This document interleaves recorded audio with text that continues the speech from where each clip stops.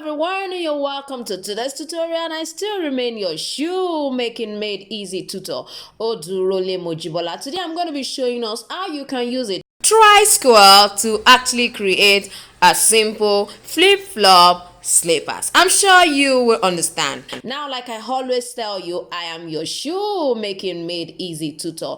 All you need to do is to subscribe to my channel, press the notification bell, and each time I upload a video you will be notified, and then you will get yourself more knowledgeable about shoemaking in simple form.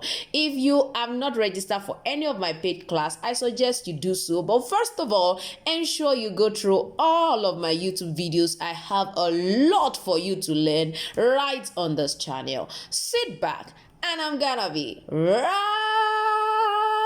over. Now, to create these simple slippers, I actually use my tri-square rather, to actually create it. Now, this is also called an angle, a right angle, measuring ruler, and some call it a tri-square. Now, this is what I'm going to be doing. I'm going to be drawing this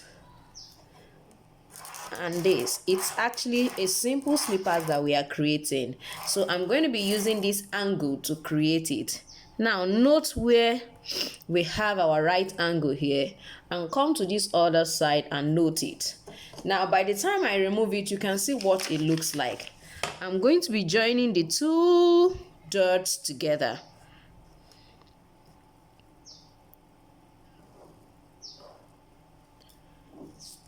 So now that I've joined it together, as you can see, I'm going to just trim this out, and it's going to serve as my major pattern for these simple slippers.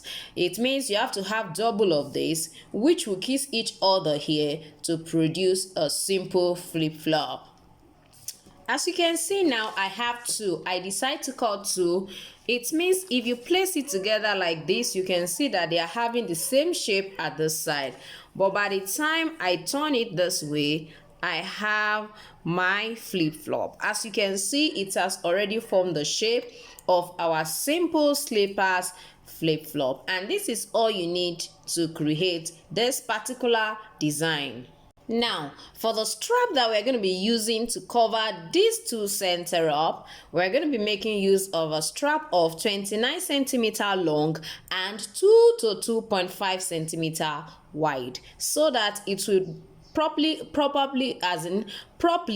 close up this place, so that it will be neatly finished. So basically that is all. Yes, now considering what we have here, I'm just trying to let us see what it looks like when I was through with the whole process. Now all you need is to create 4 of the straps that we cut out, and 2 will be for each pair of slippers. You can see the way I position it together. Now after I had created the upper, which of course I used a black fox leather, so I actually lined it also with a very soft floss leather and then stitch it together.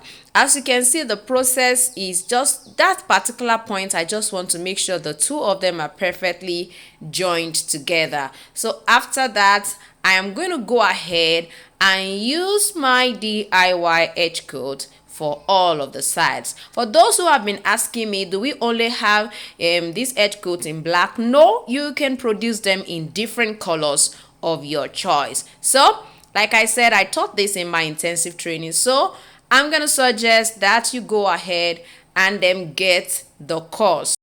So just gently apply it on the edges and allow to dry. Now you can see what it looks like when it's dry. It's looking glossy and neatly finished. So I've cut out my 29 centimeter long strap. I'm going to use it to cover that place. I'm going to hold it down with my contact adhesive, then go ahead and stitch it down. Now, for the sake of those who are just watching my channel for the first time, we normally use 5 centimeter by 3.5 centimeter to position our tongue. The tongue is that particular strap that will be going in between the two, the big toe and the small one. So I'm going to be using my punch to create that opening. I need you to understand that each time you want to measure, just go ahead and use 5 by 3.5 centimeter for that positioning. So all you need to do is just try to pencil that side so that it can easily go into that opening that we created earlier. So carefully insert it. Ensure you can use your plier to pull it out in case it's not easy.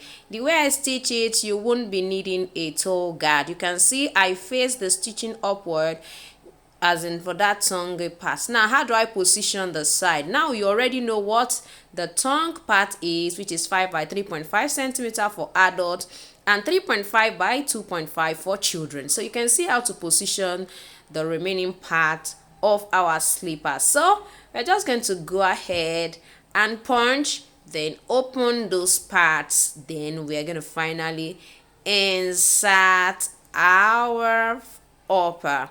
Now by the time we are opening, sometimes you might need to open twice to make sure that the opener, which will help your upper to go in properly. Sometimes you face folding. It's when the opening you created is too tight, then you see it folding at the edge when you insert your upper this way. So pay attention to that and ensure that you open it well. Let it not be too wide so that it won't be having excess opening, which can allow probably liquid or whatever to enter into your footwear. So we're just going to go ahead now and apply our contact adhesive or contact cement adhesive, and then our slippers is ready. Very ready. As you can see, we are through. This is really simple and cute. I need you to lay your hands on this. If you have enjoyed today's tutorial, ensure that you like this video, share this video, and if you're watching for the first time, ensure you subscribe to my channel. And I want to appreciate you all for watching today. And I am your shoemaking made easy tutor. Bye.